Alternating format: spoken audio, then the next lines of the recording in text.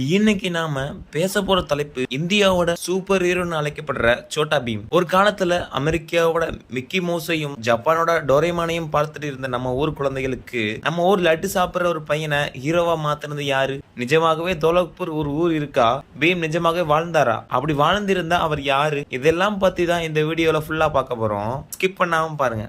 முதல்ல எல்லாருக்கும் இருக்கிற பெரிய டவுட், சோட்டா பீம் நிஜமாகவே இருந்தாரா? இதற்கு பதில் ஆம், இல்லை. எப்படி சொல்றேன் கேளுங்க.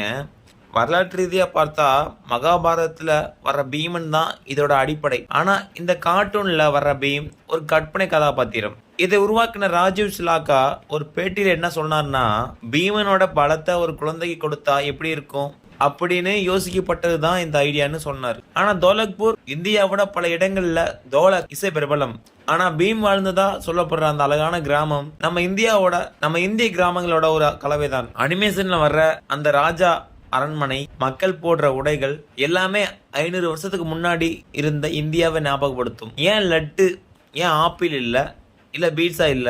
நம்ம ஊர் குழந்தைகளுக்கு சத்துன்னா சொன்னாலே அது அம்மா செஞ்சு கொடுக்குற லட்டு தான். பீம் ஒரு லட்டு சாப்பிட்ட உடனே அவருக்கு கிடைக்கிற எனர்ஜி இருக்கு பாருங்க, அதுதான் அந்த கார்ட்டூனோட மாஸ்டர் பீஸே. இதனாலேயே இந்தியாவில் லட்டு விற்பனை 15% அதிகமாச்சுன்னு ஒரு புள்ளி விவரம் சொல்லுது. பீம் மூலமா நல்ல கலாச்சார உணவு உலகத்துக்கே கொண்டு போயிருக்காங்க. பீம் கிட்ட இருக்கிற அந்த தன்னம்பிக்கை லட்டுல இல்ல, அவரோட மனசுல இருக்குன்னு பல எபிசோட்ல காட்டியிருப்பாங்க. நம்ம பீம் மட்டும் இல்லாம சுத்தி இருக்கிற மத்தவங்களும் ரொம்ப ஸ்பெஷல். சுக்கி பீமோட புத்திசாலி தோழி. பீம் கிட்ட பலம் இருந்தா சுக்கி கிட்ட ஐடியா இருக்கும். ஜக்கு பேச தெரிஞ்ச குரங்கு, இது அனுமானோட ஒரு குறியீடா பார்க்கலாம். காளியா, இவன் வெள்ளம் கிடையாது, ஆனா பீம் மேல பொறாமைப்படுற ஒருத்தன். ஒவ்வொரு ஊர்லயும் இப்படி ஒருத்தர் இருப்பான்னு தானே, அவன் தான் காளியா. டோலு போலு, காலியா பின்னாடியே சுத்துற 2 காமெடி பீஸுங்க. இவங்க பண்ற ரூட்டி தான் ஜொசோவோட பெரிய பிளஸ்.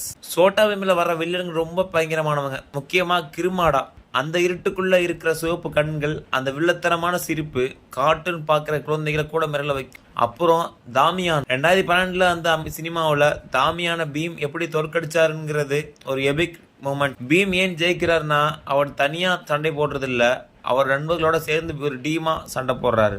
உங்களுக்கு தெரியுமா, சோட்டா பீம் இப்போ இந்தியாவில் மட்டும் இல்லை, இந்தோனேசியா, சிங்கப்பூர்னு பல நாடுகளை ஒளிபரப்பாகுது. 2008 ஆரம்பிச்ச இந்த பயணம் இன்னைக்கு வரைக்கும் சக்ஸஸ்ஃபுல்லாக போயிட்டு இருக்கு. கடைசியாக நான் சொல்றது என்னன்னா, பீம் நமக்கு கற்றுக் கொடுக்கறது ஒன்று தான். உடல் பலத்தை விட மனபலமும் நல்ல நண்பர்களும் இருந்தால் எந்த பெரிய கஷ்டத்தையும் ஈஸியாக ஜெயிக்கலாம்.